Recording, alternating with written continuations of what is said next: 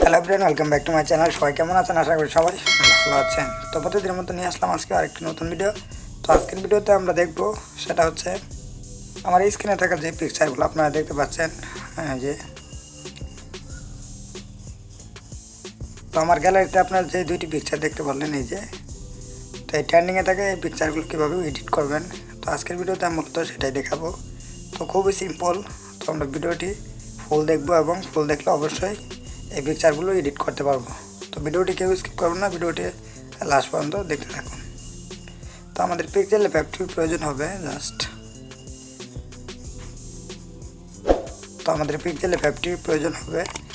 পিক্সেলেব অ্যাপটি যাদের নাই তারা অবশ্যই ইনস্টল করে নেবেন।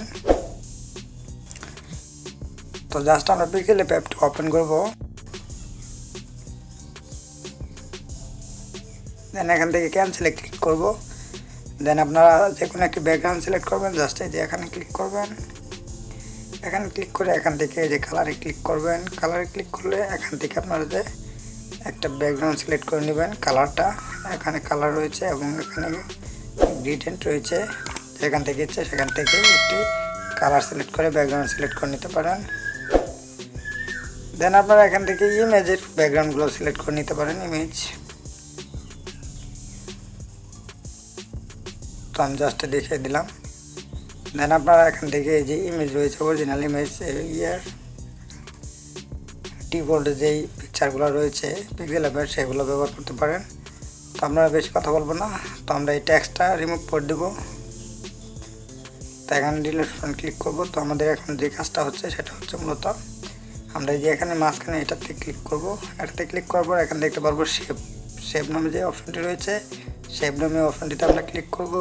দেন এখান থেকে এটা এভাবে জাস্ট চিকন করে নেব, মানে যেটুকু আমাদের প্রয়োজন সেটুকু করে নেব।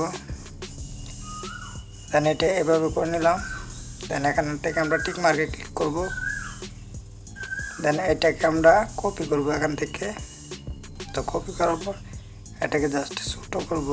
তো আগে আমি এটা মাঝখানে নিয়ে নই। তো এখানে ক্লিক করব। এখানে ক্লিক করার পরে এখানে ক্লিক করে দেবো, মাঝখানে চলে যাবে। এরপর এটাকে আমরা জাস্ট এতটুকু করে নেব।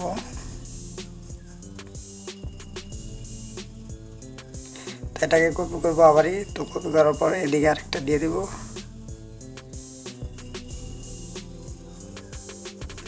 দেন এটাকে আবার কপি করব। দেন এখান থেকে আরেকটা দিয়ে দেবো এদিকে।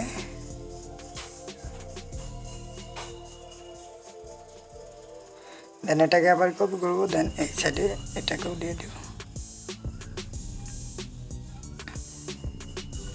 তো হয়ে গেলে আমরা যেটা করব এখন সেটা হচ্ছে আমরা যে এখানে ক্লিক করব। এখানে ক্লিক করার পর আমরা এখান থেকে এই যে এখানে ক্লিক করব। এখানে ক্লিক করার পর এটা সবগুলো আমরা টিক মার্কে ক্লিক করে জাস্ট এই চিহ্নটাতে ক্লিক করে দেব। দেন ওকেতে প্রেস করে দেব।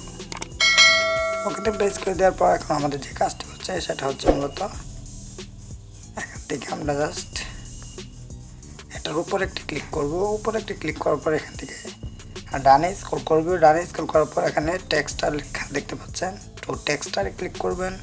দেন এখান থেকে ইমেজ অপশনটি দেখতে পাচ্ছেন, এখান থেকে একটি ইমেজ সিলেক্ট করবেন। তো এখান থেকে জাস্ট আমি এই যে ইমেজটা সিলেক্ট করব।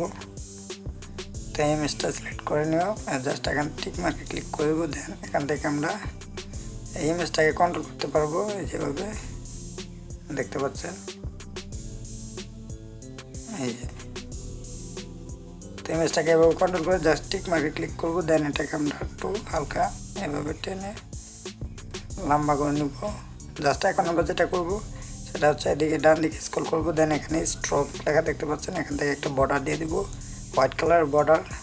তারপর আমরা যেটা করব এখান থেকে ডান দিকে স্ক্রল করলে এখান থেকে আমরা শ্যাডো দেখতে পারবো। তো শ্যাডোতে ক্লিক করলে আমরা কালা একটা ব্ল্যাক একটা শ্যাডো দিতে পারবো। যেমন এটা আমরা এদিকে জাস্ট করে নেব হালকা, নিচ দিকে হালকা। আপনারা চাইলে যে কোনো সিস্টেমে দিতে পারেন আপনাদের মন অনুযায়ী। এবং আপনারা যেটা করতে পারেন এখানে ক্লিক করে এটাকে পিএনজি আকারেও সেভ করে নিতে পারেন। এখানে এই যে ট্রান্সপারেন্ট নামে যে এটা রয়েছে, তো এখানে ক্লিক করে জাস্ট পিএনজি করে পিকচারটি সেভ করে নিতে। তো পিএনজি আকারে করার পর আপনারা যেটা করবেন, এটা সেভ দেওয়ার জন্য অবশ্যই এখানে ক্লিক করবেন। দেন এখান থেকে সেভ অ্যাজ ইমেজে ক্লিক করবেন। দেন এখান থেকে এখানে একটি ক্লিক করে দেবেন। দেন এখান থেকে আলটাতে ক্লিক করে এখানে সেভ টু গ্যালারিতে ক্লিক করে দিলেই সেভ হয়ে যাবে। তো এই ছিল আজকের ভিডিওটি। তো ভিডিওটি যদি ভালো লাগে অবশ্যই একটি লাইক করবেন এবং একটি কমেন্ট করে আপনাদের মতামত অবশ্যই জানিয়ে দেবেন। তেমন ধরনের নতুন নতুন ভিডিও পেতে অবশ্যই আমার চ্যানেলটি সাবস্ক্রাইব করে রাখবেন এবং সাথে থাকা বেল আইকনটি অবশ্যই অন করে রাখবেন।